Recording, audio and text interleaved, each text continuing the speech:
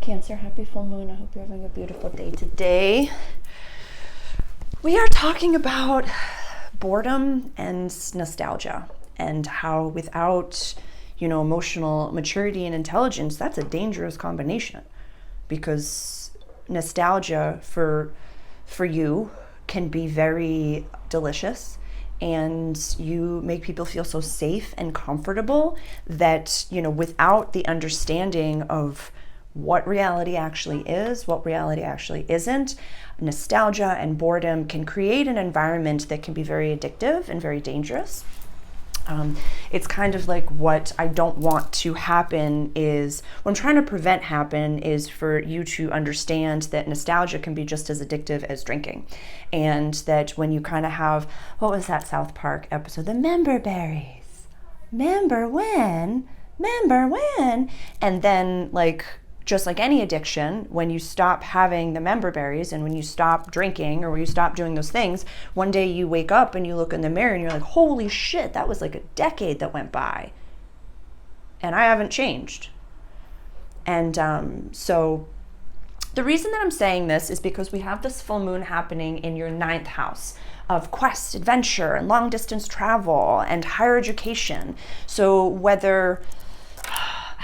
and please go back and watch the introductory video, because this full moon has Saturn in the mix. And so we are kind of talking about what reality actually is, but we kind of know what is best for us and we know what isn't best for us. We know what is an addictive pattern and what maybe doing that exact same thing with a higher intention can really do. It's all about our thoughts, words, actions, and intentions right now. That literally is the 3D printer for the new world.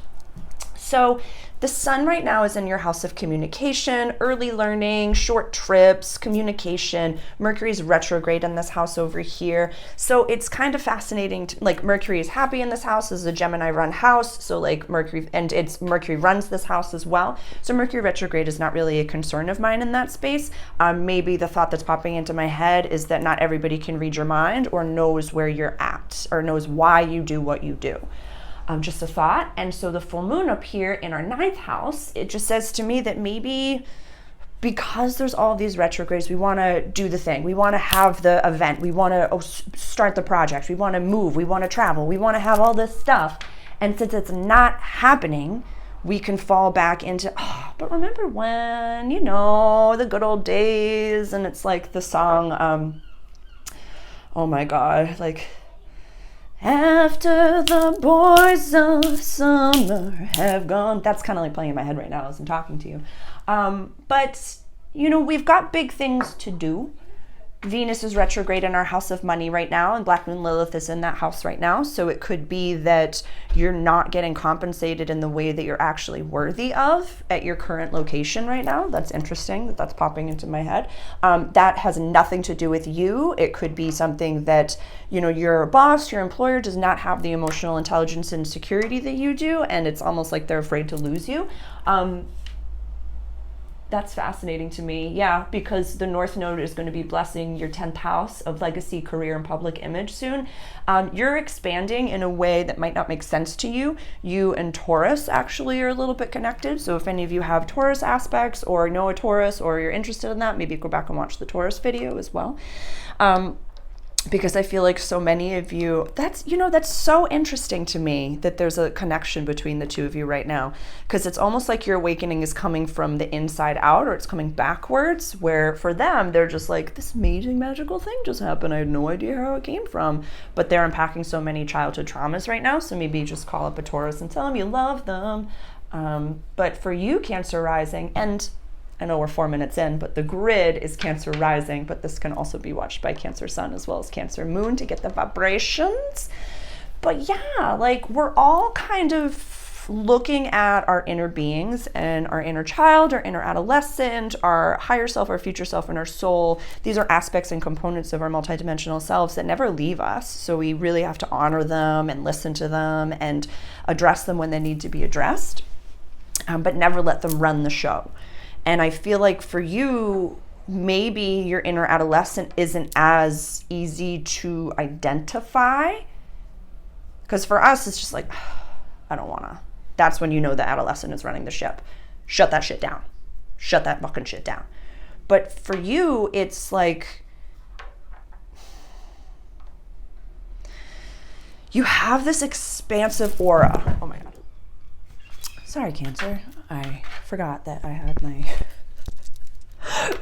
breakfast on the stove. So that little was me needing to run away. So like I was saying, it might be a little harder, pardon me, it might be a little harder for you to identify your inner adolescent when it is running the ship, because your energy is so expansive and because you can feel things so intensely. It's almost like you're so unaware that you holding in all of your feelings is actually a response of like trauma.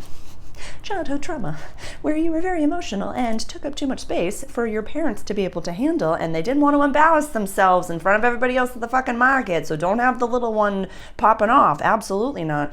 So you're so aware of like your inner dialogue that's inner child, your inner dialogue that's inner adolescent, your inner dialogue that's inner self or future self downloads. It's almost like it might be just a little harder to identify when your adolescent is running the ship. So maybe just having some time with yourself in a meditative space just to say, is this me? Is this really me? Or is this a fractal of me? Who am I? Like, have some of those. Like, this is big stuff up here. This is like, this is also, you know, this is a Jupiter run house. So it can be like spirituality, art, expansion, like all the big things. And so this could also be go big when you close your eyes. You know what I mean? Like there's an infinite universe when you close your eyes. So maybe take some time looking into that instead of, if you're bored or nostalgic, instead of trying to have like a 3D, do a 3D thing, go inward and maybe learn how to astral travel or learn how to meditate or learn, you know, how to expand your consciousness in ways that are extremely safe and healthy for you and not the old patterns.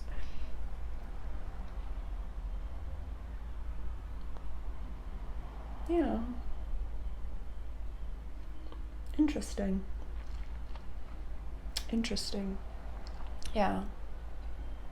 You and Jem are leveling up soul groups. That I know for sure, like intensely.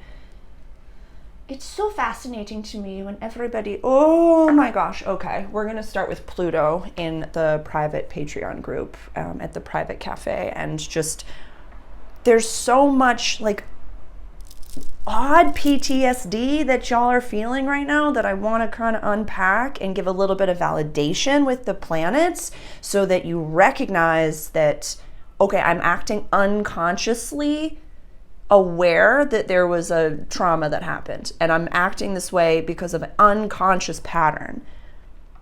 So let's rip the fucking Band-Aid off and look at it. We'll start with Pluto. I'll see you in the private.